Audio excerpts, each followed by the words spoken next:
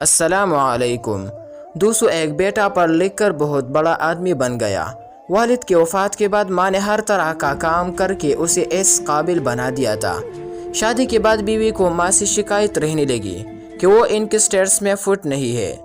लोगों को बताने में इन्हें हिजाब होता कि ये अनपढ़ उनकी माँ यानी सास है। बात बढ़ने पर बेटी ने एक दिन माँ से कहा, माँ मैं चाहता हूँ कि मैं अब इस काबिल हो गया हूँ कि कोई भी कर्ज अदा कर सकता हूँ। मैं और तुम दोनों खुश रहे, इसलिए आज तुम मुझ पर की गई अब तक के सारे अखराजात समेत मिलाकर बता दो, मैं वो अदा कर दूंगा, फिर हम अलग अलग सके रहेंगे। माँ ने सोचकर जवाब दिया, बेटा हिसाब ज़रा लंबा है, सोचकर बताना पड़ेगा, मुझे थोड़ा वक्त चाहिए। बेटी ने कहा, माँ कोई जल्दी नहीं है, 2-4 दिनों में बात करना।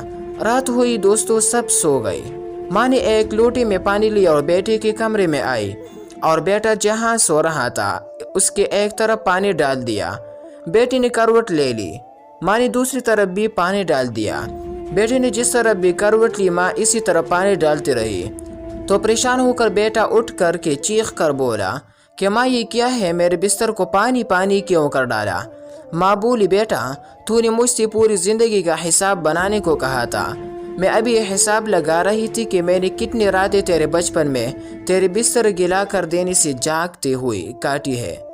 ये तो पहली रात है और तू अभी से घबरा गया। मैंने तो अभी हिसाब शुरू भी नहीं किया है जिसे तू अदा कर पाए। माँ की इस बात ने बेटे के दिल को झंझोड़ के रख दिया। फिर वो रात उसने सोचने में ही गुजार दी।